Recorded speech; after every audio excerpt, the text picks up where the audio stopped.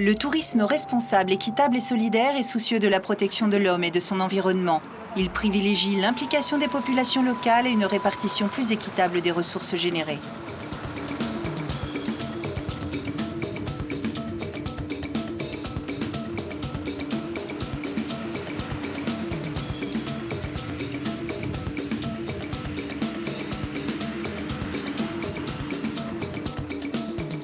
Le Botswana contrôle l'impact du tourisme de masse sur la nature en imposant des prix de séjour élevés.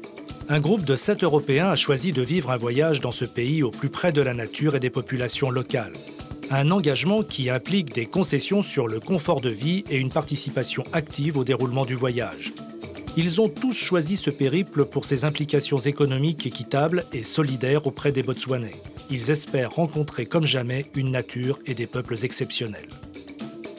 Le groupe est composé de Fischer, le guide chauffeur, de Claudia et Anton, un couple de pharmaciens allemands, de Anna et Nelio, deux jeunes Portugais qui travaillent dans les médias, de Silke, la sœur de Claudia, et de Sefu, notre guide pour les 15 prochains jours. Ce périple a véritablement démarré à Johannesburg, en Afrique du Sud, à bord d'un camion 4x4 spécialement équipé. À bord, chacun a pris ses premières marques et a constaté que le camion, s'il était pratique, n'était ni silencieux ni très confortable.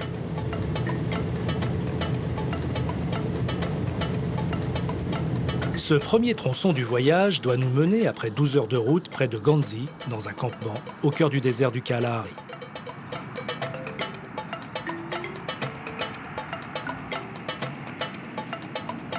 Le Kalahari occupe 85% du territoire du Botswana, qui est grand comme la France. Là où nous allons, il est semi-désertique. À cette période de l'année, la chaleur atteint des températures extrêmes et ces nuits peuvent être glaciales, ce que notre groupe ne tardera pas à découvrir.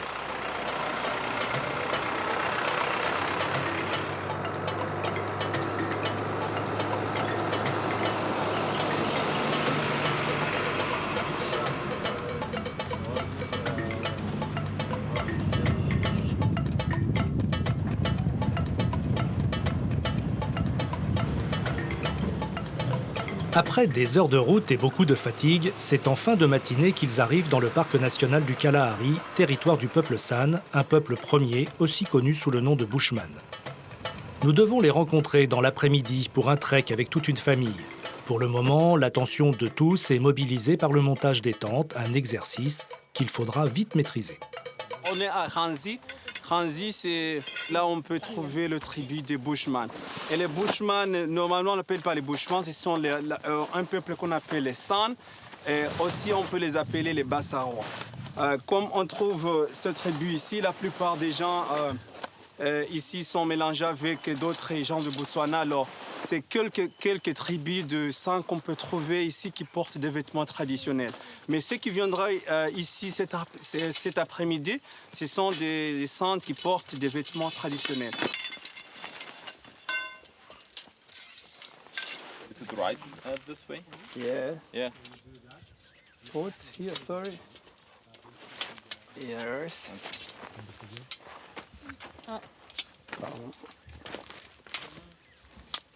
Okay. Yes, I think it's Je trouve que very- nos tentes sont very très pretty. esthétiques. Elles sont très pratiques. Ce camp est un sas entre la communauté et les voyageurs de passage. Les anciens du village refusent catégoriquement toute présence étrangère. Ils ne veulent aucune influence extérieure qui pourrait éloigner leur peuple de ses traditions. D'autant qu'il est de nouveau fortement question d'assimilation. Ton, 28 ans, est leur guide, leur médiateur. Voici le camp des chasseurs, où nous protégeons la culture Bushman. Ces huttes que vous voyez dans le camp ont toutes été construites par les Bushman. Ce sont des huttes traditionnelles. Ce camp est à 1 kilomètre du village des Bushman. Et son existence est leur façon de protéger leur culture.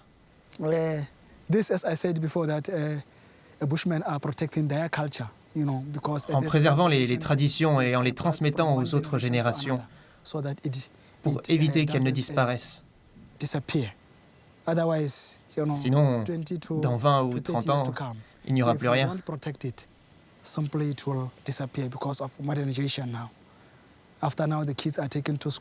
Avec la modernisation, les enfants vont à l'école et certains préfèrent rester dans les villes, alors que d'autres, comme moi, reviennent au village. Le gouvernement finance l'éducation des enfants. Il les envoie à l'école et paye tous les frais. Le gouvernement fait du bon travail pour les Bushmen. Ils préservent leur culture et en même temps envoient leurs enfants à l'école et fournit des aliments pour nourrir chacun d'entre eux.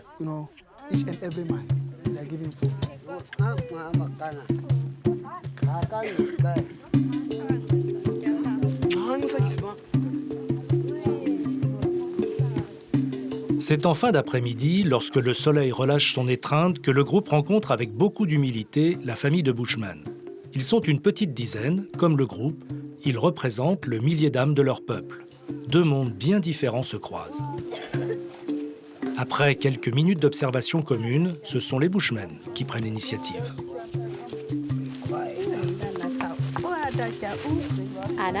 Anna, Portugal.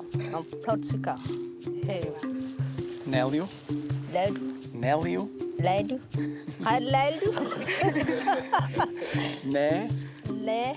Li. Lé. U. O. Nélio. Lélio. Portugal. Portugal. Hey. Silke. Silke. Germany. Germany. Andrea. Andrea. Argentina. From Argentina. From Argentina. Argentina. Tony from Germany. Tony from Germany. Claudia. Deutschland. And Claudia. Deutschland. C'est le doyen du groupe, 67 ans, un grand chasseur qui a souhaité nous montrer la technique de chasse à l'arc. Il utilise pour cela des flèches empoisonnées.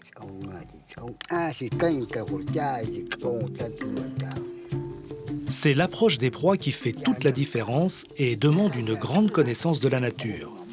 Une fois blessé, les chasseurs pistent l'animal, parfois pendant plusieurs heures, avant de le ramener au village.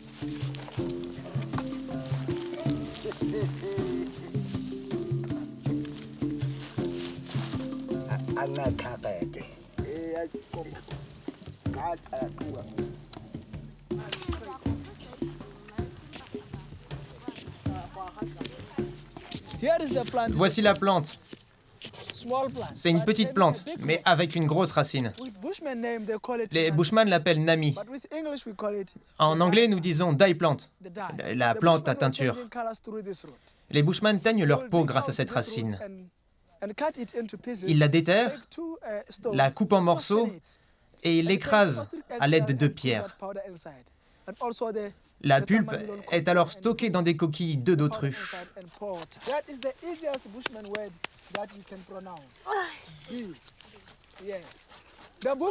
Les Bushmen se désaltèrent de cette façon pendant la saison sèche, en pressant la pulpe pour extraire le liquide.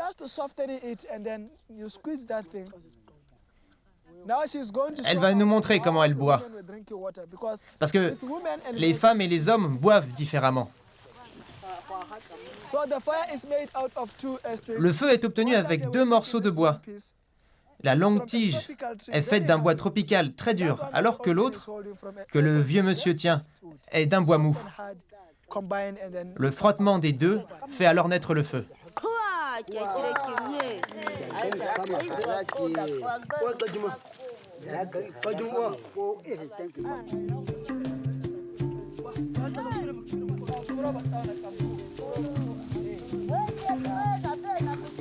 Une journée dans le Kalahari se termine. Il faut rentrer avant que la nuit s'installe et avec elle tous ses dangers. Comme à l'aller, l'ordre de marche n'a pas changé. Lors de cette rencontre, les femmes Bushman n'ont pas perdu leur temps, elles ont ramassé du bois mort, denrée précieuse dans ce désert. Ce trek a aussi permis aux Bushman de gagner une centaine d'euros pour améliorer l'ordinaire de la communauté.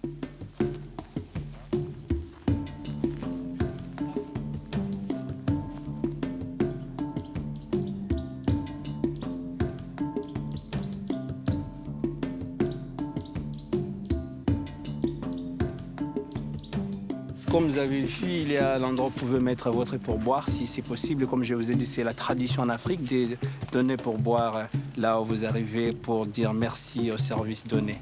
Merci.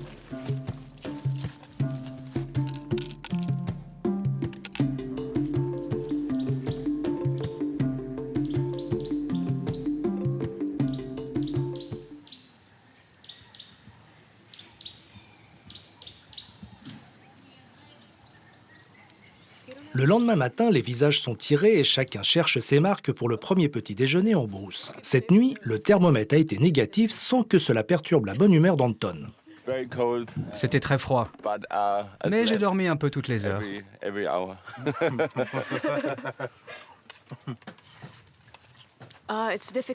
C'était dur, parce que je me retourne toujours dans un lit. Et avec un sac de couchage, c'était pas facile. Je me suis retrouvée coincée. Mais ce soir, ce sera mieux. Le réveil à 6 heures était très dur. 7 heures, ça va, mais à 6 heures, il fait encore nuit. Mais c'est très beau de voir le soleil se lever. Il faut plier le campement et partir pour 7 heures de route vers le nord, direction Moni, la porte du delta de l'Okavango.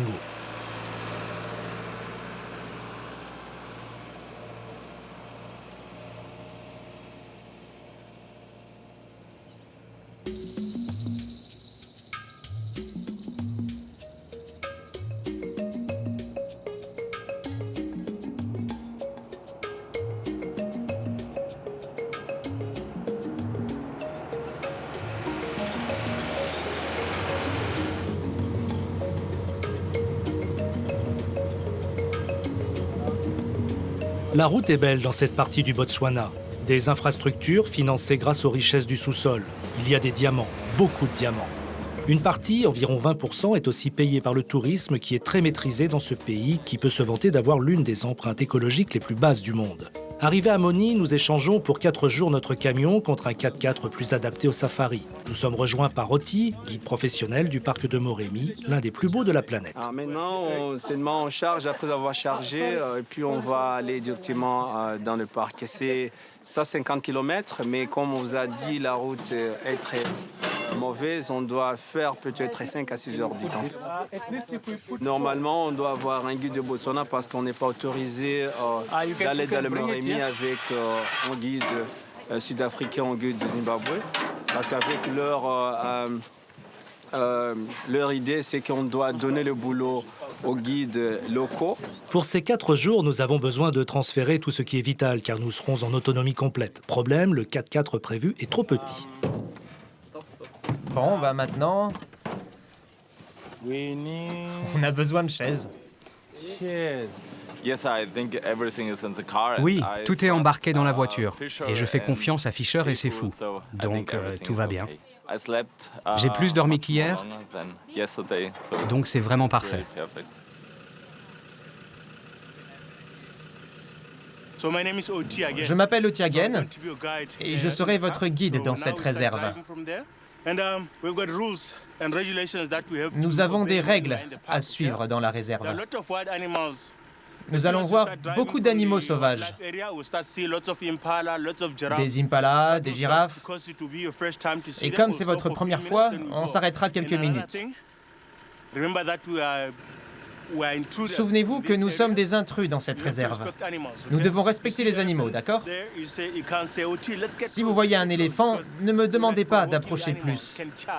Ça le provoquerait et il pourrait nous charger ou s'enfuir. Nous resterons sur la route. Et ne jetez pas non plus vos détritus sur la piste. Le parc est très propre, vous verrez.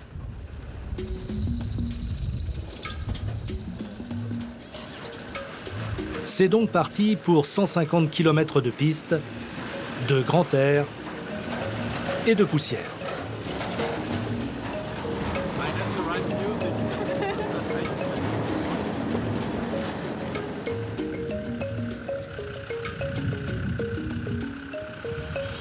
L'entrée dans le parc de Moremi est un véritable passage de frontière.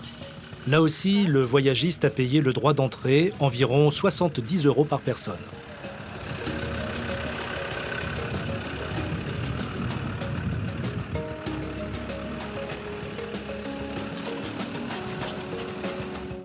L'Okavango est un fleuve qui n'atteint jamais l'océan, avalé par les sables du désert.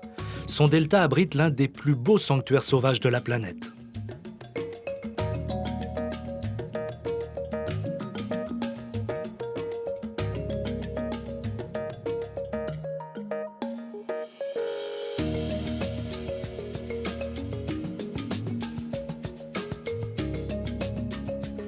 Après 7 heures de piste, c'est l'arrivée au bivouac en pleine nature, sans barrière entre le groupe et la faune.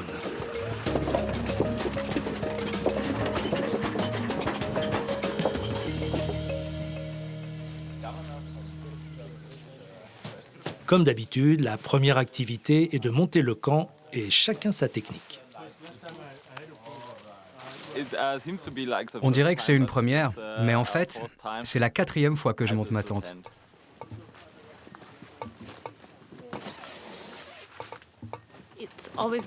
C'est toujours bien de préserver la nature sauvage. C'est un très bon site avec de très bonnes conditions. Les toilettes sont formidables. Et si nous pouvions maintenir de tels sites pour les générations futures, ce serait très bien.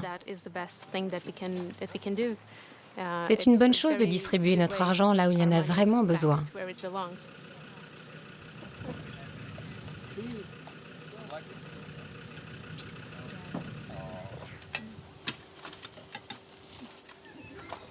Les repas sont préparés par tous. Des provisions pour 4 jours ont été faites à Moni. Les menus sont simples, ils rechargent en énergie les organismes usés par le voyage. Ils en auront besoin car nous devons partir à la découverte des canaux de l'Okavango.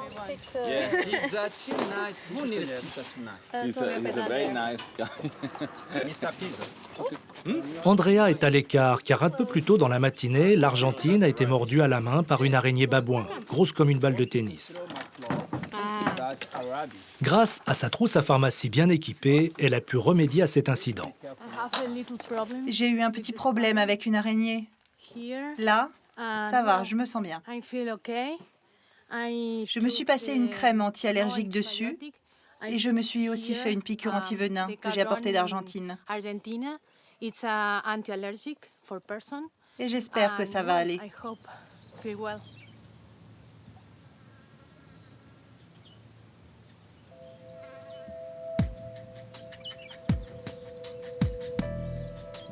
Les eaux de l'Okavango génèrent la richesse animalière du parc de Moremi. Nous sommes au campement de Mboma Island. Des hommes y passent une partie de l'année, loin de leur famille, pour guider les pirogues locales appelées Morocco. Allen McGhetto est l'un d'eux. Il a 30 ans et cela fait déjà 5 ans qu'il guide les voyageurs dans le dédale des canaux de l'Okavango. Ce camp, nous l'appelons Mboma Island. Et nous y sommes 9 employés. Je viens du village d'Eratsa. D'ici, c'est un long voyage pour rentrer chez moi. Je dois passer par Maoni, puis emprunter un bras de l'Okavango pour rejoindre de l'autre côté du delta mon village. Nous passons 3 mois ici et 1 mois à la maison. Pour vivre, l'agence nous verse un salaire et les voyageurs le complètent avec leur pourboire.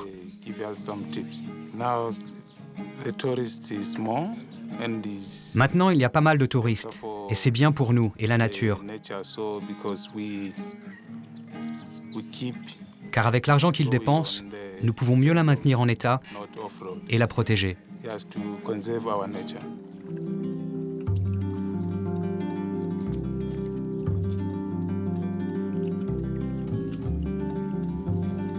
Les Morocco glissent silencieusement au cœur d'un dédale de canaux au cœur du parc de Moremi. Depuis plusieurs années, ils sont réalisés en résine et selon les formes traditionnelles afin de préserver les arbres.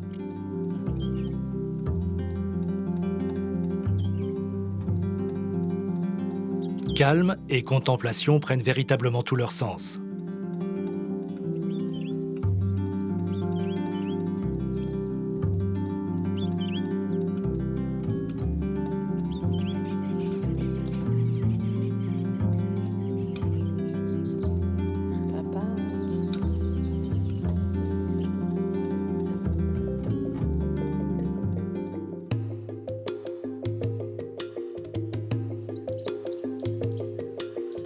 Après la fraîcheur des canaux du Grand Delta, nous avons regagné le campement en fin d'après-midi pour un premier safari.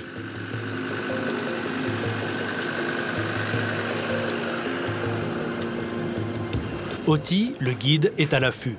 Tout dépend de son sens de l'observation et de notre capitale chance.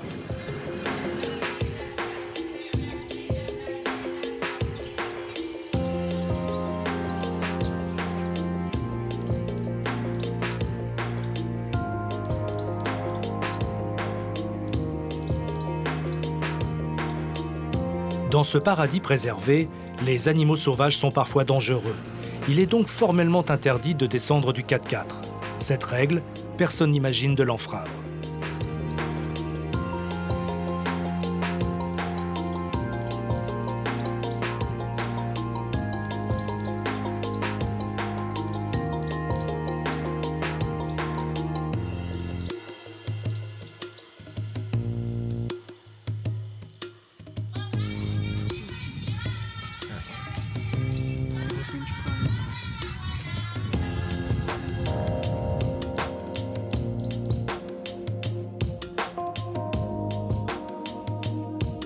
Pour ce premier safari, le groupe n'a pu observer que ce que la nature avait bien voulu lui concéder.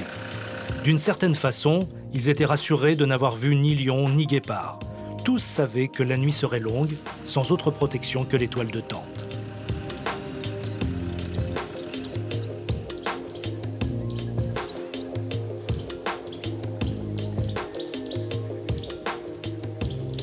Au regard des inquiétudes, Oti estime nécessaire quelques conseils de survie. Souvenez-vous que nous sommes dans la nature sauvage. Il n'y a pas de grillage ici. Les animaux sont tout près. Des lions, des léopards, des éléphants, des hippopotames. La rivière est toute proche. Et la nuit, les animaux la quittent pour se rendre au pâturage. Donc, il se peut qu'ils passent par ici. C'est pour ça que nous devons toujours être vigilants en marchant la nuit. Il faut toujours avoir une bonne lampe torche pour voir de 5 à 10 mètres devant nous.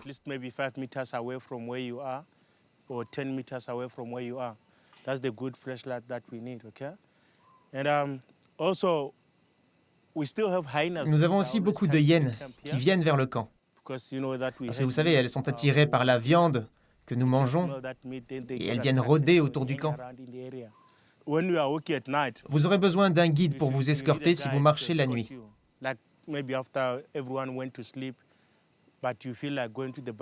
Si vous avez besoin d'aller aux toilettes pendant la nuit, venez me voir, je vous escorterai.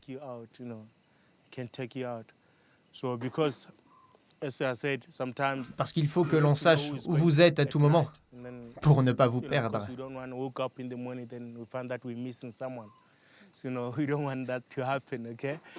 Des lions sont déjà venus dans le camp durant la nuit? Comme je l'ai dit, ça fait 11 ans que je fais ce métier. Quand on fait une excursion dans le bush, il faut être armé. Mais si je vous accompagne aux toilettes, je n'ai besoin que d'une lampe torche.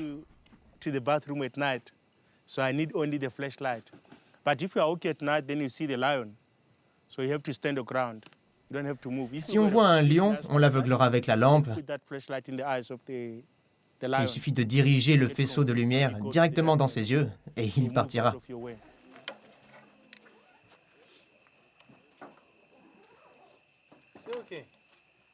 Peu rassuré par les conseils d'Oti, le dîner se déroule dans un silence révélateur de l'inquiétude générale.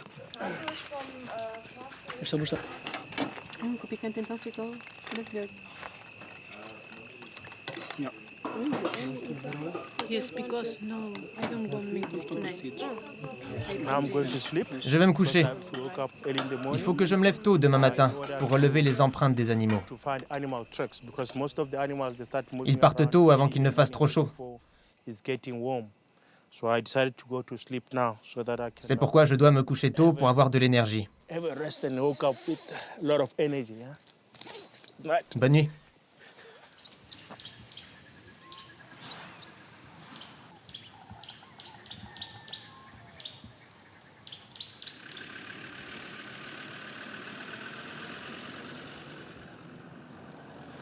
Comme prévu, c'est au lever du soleil qu'Oti est parti seul repérer d'éventuelles traces d'animaux.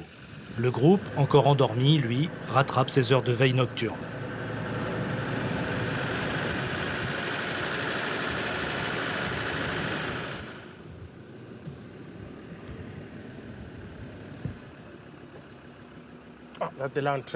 Là, il y a de grosses empreintes sur la piste.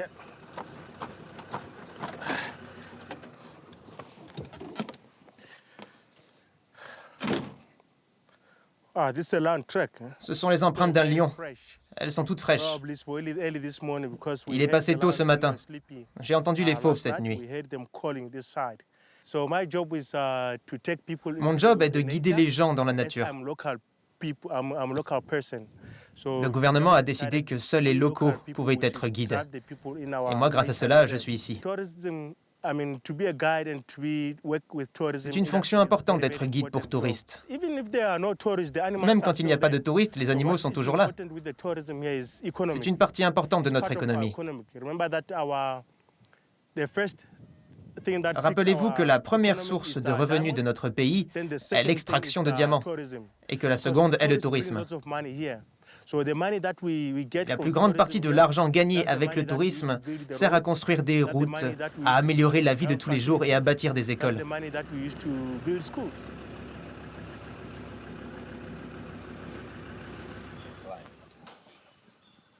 Au campement, pour ce 7e jour, chacun se prépare à vivre de nouvelles émotions nature.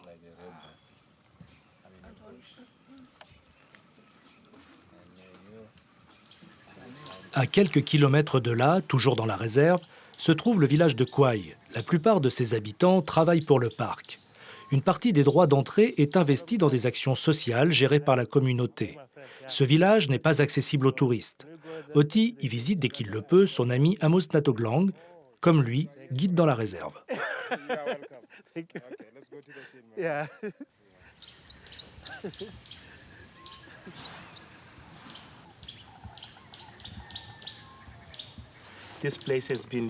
Dis-moi, Amos, je voudrais savoir comment était ce village avant l'arrivée des touristes. Comment il s'est développé et comment vous vivez au quotidien. En fait, auparavant, ce village était bien plus petit qu'aujourd'hui.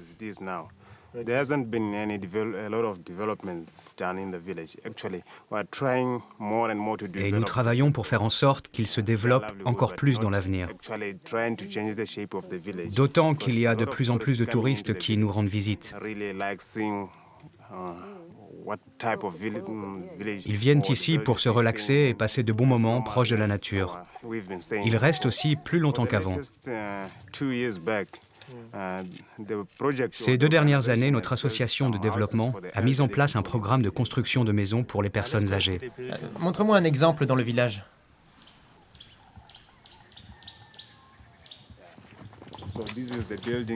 Voilà une de ces maisons vertes, construite par l'intermédiaire de notre association.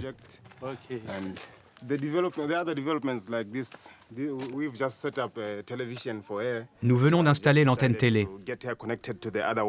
J'ai décidé de connecter les anciens au reste du monde.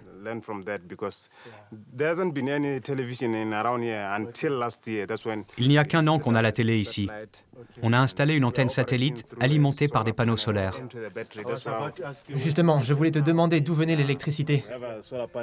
Elle vient du panneau solaire.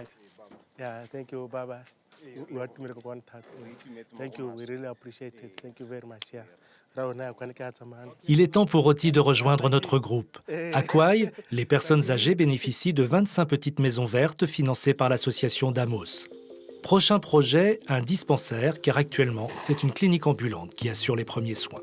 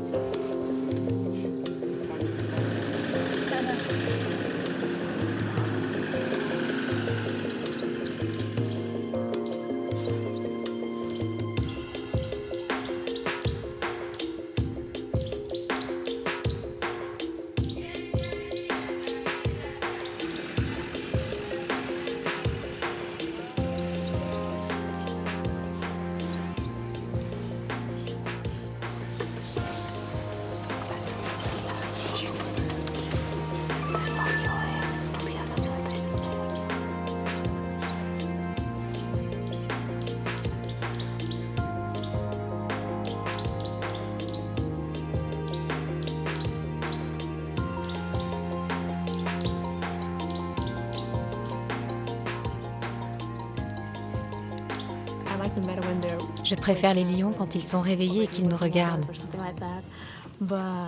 Mais ils ont vraiment l'air paisibles, pas du tout dérangés par notre présence.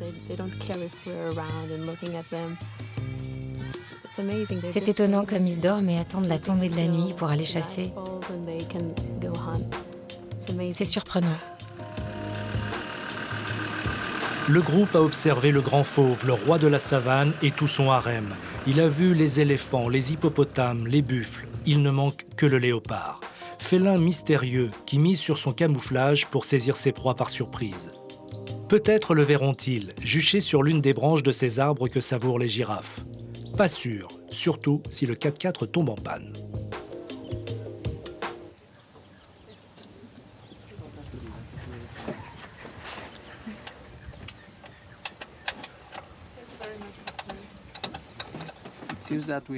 On dirait qu'on a un problème avec le 4x4. Ce n'est pas l'endroit idéal. Mais ça fait partie de l'expérience du safari. Je pense que notre guide s'en sortira. Nous n'avons pas peur. Pas du tout. Nous sommes prêts à pousser la voiture.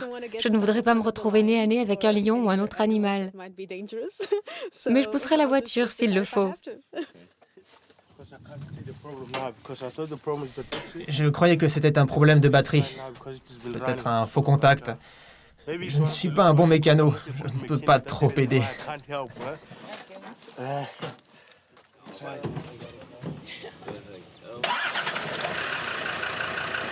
Finalement, Oti a sous-estimé ses capacités mécaniques. La recherche du léopard peut continuer.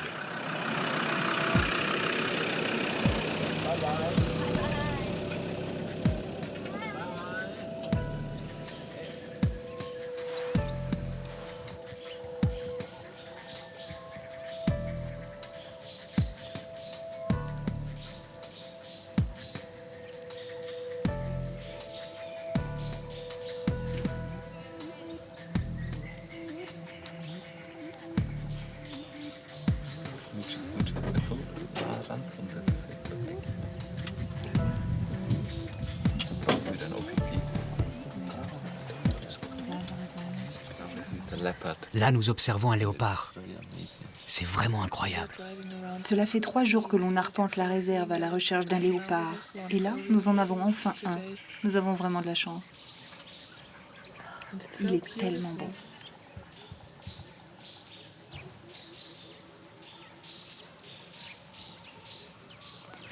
Il est si beau.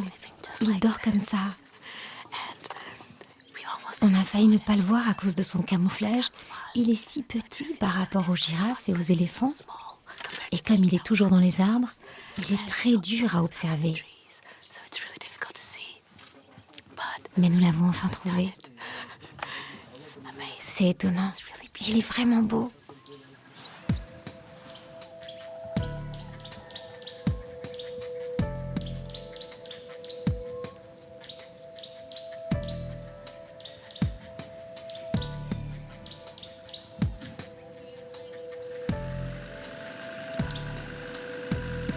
Le groupe est heureux d'avoir réussi à observer tous ces animaux de si près. Les longues nuits passées sur leur garde à épier les moindres bruits sont récompensées.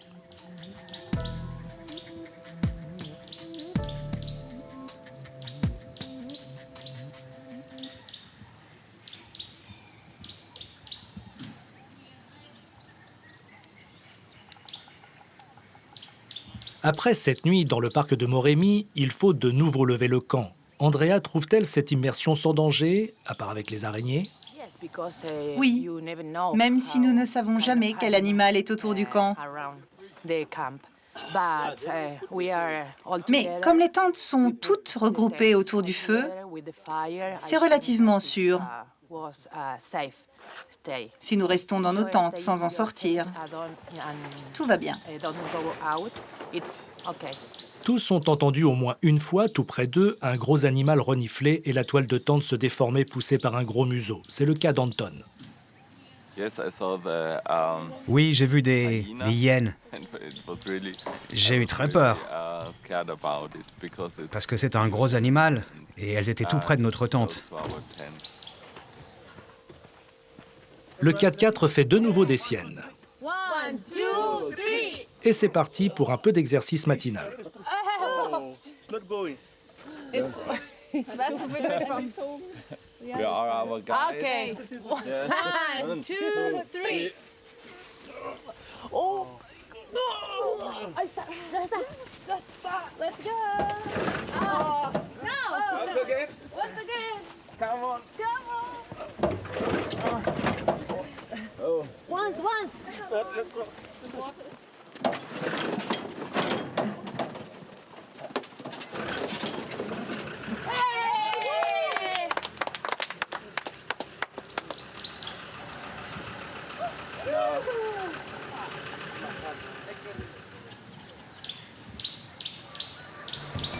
Le groupe s'est séparé avec regret de son guide Oti et a retrouvé le camion 4x4 direction Livingstone en Zambie. La route est dégradée et usante pour les amortisseurs et les colonnes vertébrales. Il y a 7 heures de secousse en perspective.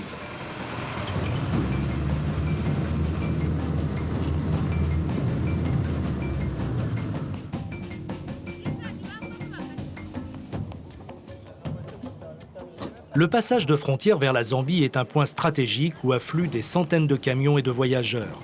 À cet endroit, 4 pays sont limitrophes avec le fleuve Zambèze pour frontière: le Botswana, la Zambie, la Namibie et le Zimbabwe.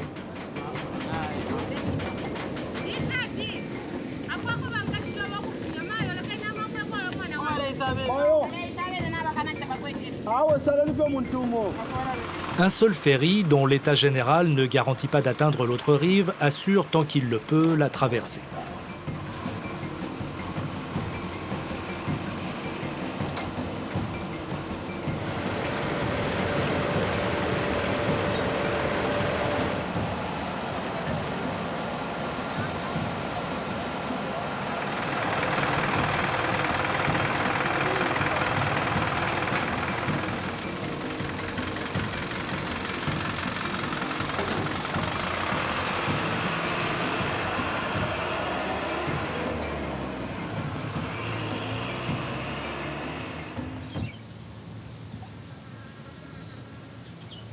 Le Zambèze est le 4e plus grand fleuve d'Afrique. Il traverse 6 pays.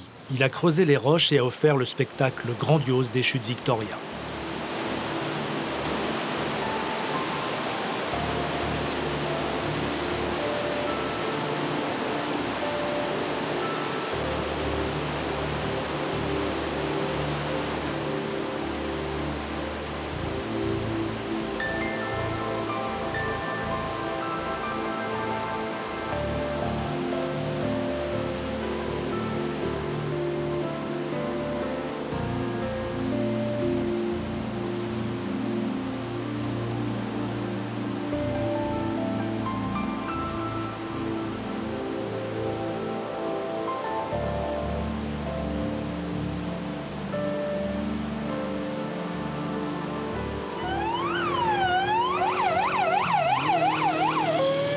Livingstone, ancienne capitale, est une ville active.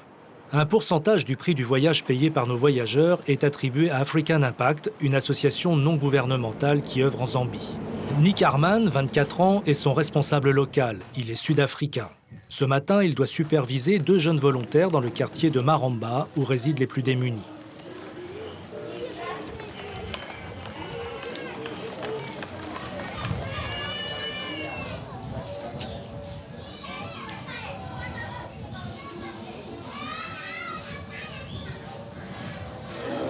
Les 2 jeunes femmes ont choisi de passer leur temps de vacances à aider les autres et à offrir leurs compétences.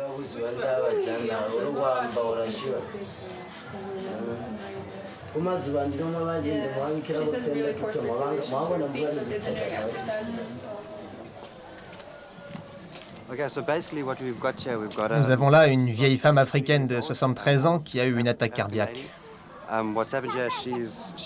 Mais elle a aussi la tuberculose et ça complique les choses, car elle a fait une rechute.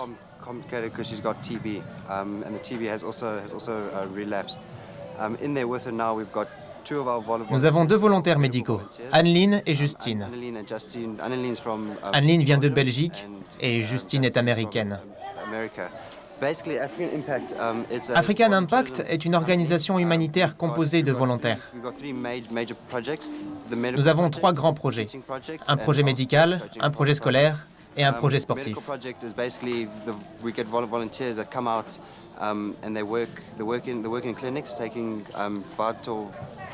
Le projet médical consiste en un travail de nos volontaires en clinique et sur le terrain, comme vous le voyez là,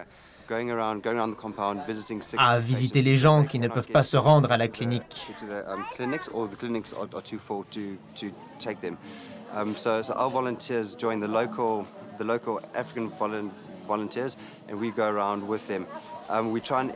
Nos volontaires sont des docteurs et infirmières qualifiés qui s'allient aux volontaires africains. Et ils leur apportent leurs connaissances sur des maladies particulières.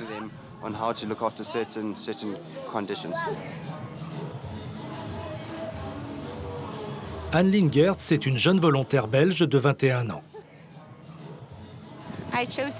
J'ai choisi de venir ici pour aider les gens. J'ai étudié la médecine et j'ai donc opté pour le projet médical.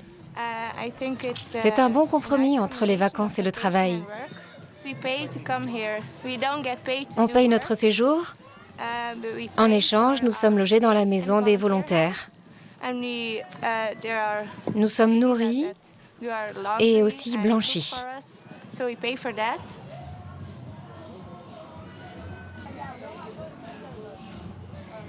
Andrew encadre et assure la sécurité des volontaires dans leur action. Nous trouvons que les volontaires nous aident énormément. Ils nous donnent toute leur attention. Ils ont beaucoup d'énergie, et surtout au camp de base. Ils donnent le meilleur d'eux-mêmes pour motiver la communauté. Et notre communauté y est très sensible. Elle apprécie beaucoup les services qu'ils nous rendent. L'une des autres facettes de l'action des volontaires est la scolarisation des enfants. Bienvenue à l'école communautaire de Nakatindi. En Zambie, il y a 2 sortes d'écoles. L'école de base, financée par le gouvernement, et l'école communautaire qui, elle, ne reçoit aucun financement. Nous travaillons pour la plupart avec des écoles communautaires. Les volontaires y viennent l'après-midi et en ce moment, ils animent un groupe de lecture. Ils leur apprennent la lecture, leur montrent des livres et lisent avec eux pour développer leur imagination.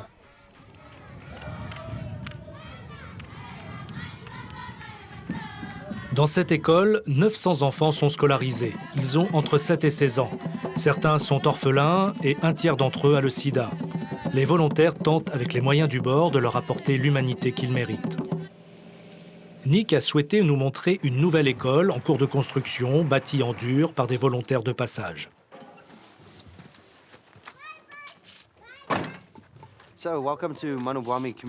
Voici une autre de nos écoles communautaires. Le plus important pour nous, c'est l'initiative. Il faut en avoir beaucoup lorsqu'on s'occupe de tels projets. Les choses n'avanceront que si nous les faisons avancer. Il faut nous adapter à la gestion du temps. Ici, en Afrique, elle n'est pas la même qu'ailleurs. Il faut savoir être patient.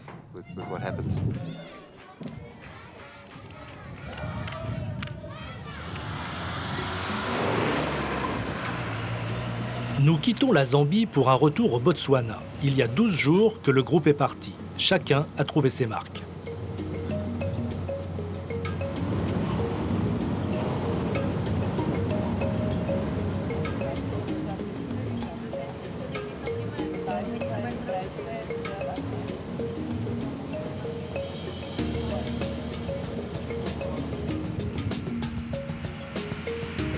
Avant de rentrer sur Johannesburg, nous devons nous rendre dans l'un des joyaux de l'Afrique australe, le parc de Chobe. La rivière qui a donné son nom au parc alimente en eau des dizaines de milliers d'animaux sauvages. Lorsqu'ailleurs le soleil a asséché les points d'eau, c'est là que les animaux viennent. Elle est alimentée par 2 fleuves, le Zambèze et l'Okavango.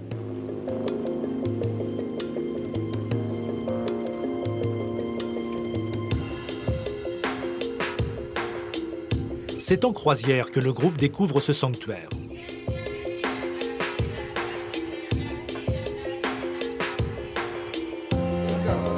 Dikeledi Payua est l'une des guides de Chobe. La zone sur laquelle s'étend cette réserve est de 11 300 km². Et l'on estime la population des éléphants à 160 000 dans la réserve seule.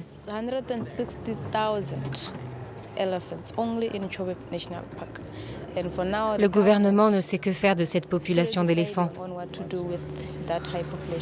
Il envisage d'en donner à d'autres réserves. Cette réserve est notre première source de revenus. Il est important pour nous d'avoir des touristes qui viennent de plein de pays différents. Il serait difficile de nous en passer au Botswana. Avec l'argent, nous créons beaucoup d'emplois, notamment pour les plus jeunes. Il y en a beaucoup dans ce pays. Ils sont éduqués, mais s'il y avait moins de touristes étrangers, il n'y aurait plus d'emplois.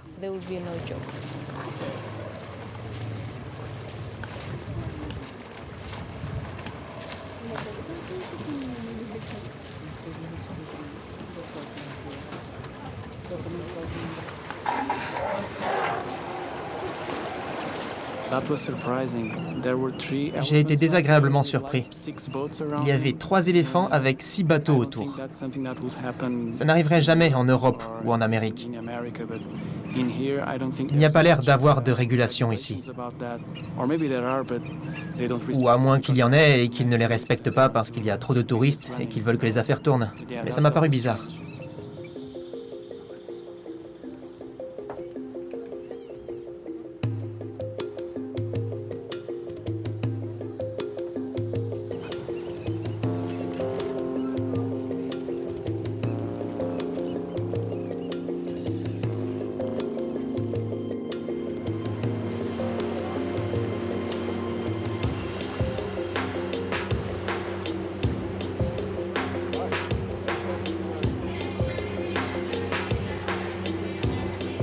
Alors qu'un nouveau soir tombe sur une Afrique sauvage, les membres du groupe vivent leurs dernières émotions au cœur d'une nature qui est finalement très indulgente pour les hommes.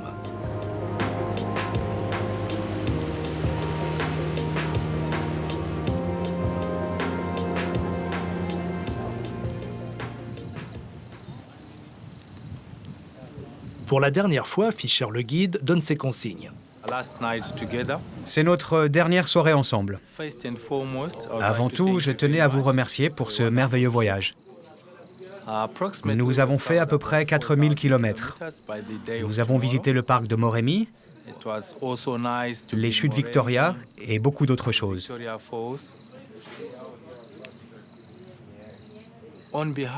Nous souhaitons que vous reveniez si vous en avez l'opportunité.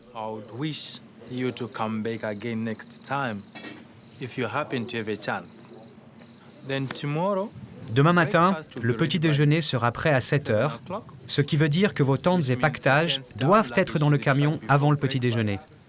Nous vous conduirons directement à l'aéroport international de Johannesburg et nous vous y ferons nos adieux.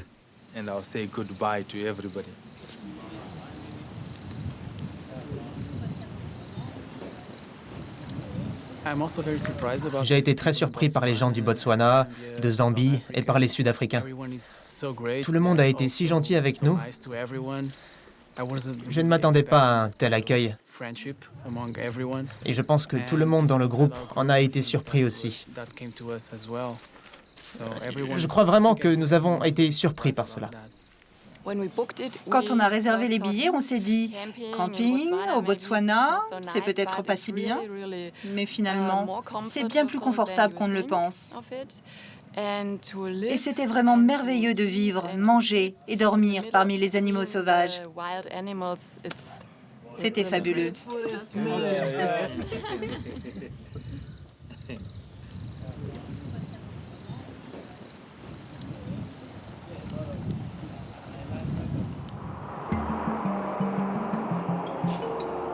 Venus pour vivre au cœur de la nature, sans superflu et avec l'envie de croiser le chemin des hommes qui y vivent, telle était l'espérance de nos voyageurs.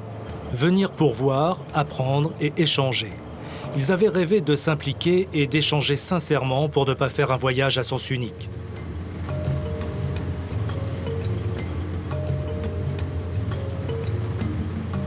Au moment du départ, ils savent que la terre Okavango du Botswana est un paradis que nous devons tous protéger pour mieux la partager avec les générations futures.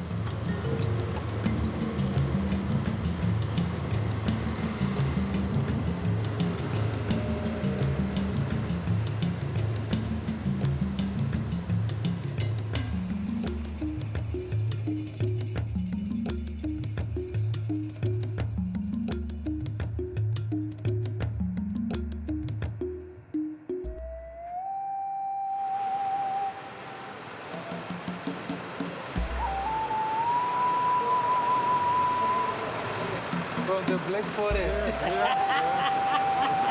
Mr. Jemen, thank you so much. Yes, Madame Portugal. Enjoy. Thank you very much. Hopefully you will enjoy it. A journey with you. So, Thank you very much. Thank you very much. See you next time. When are you coming?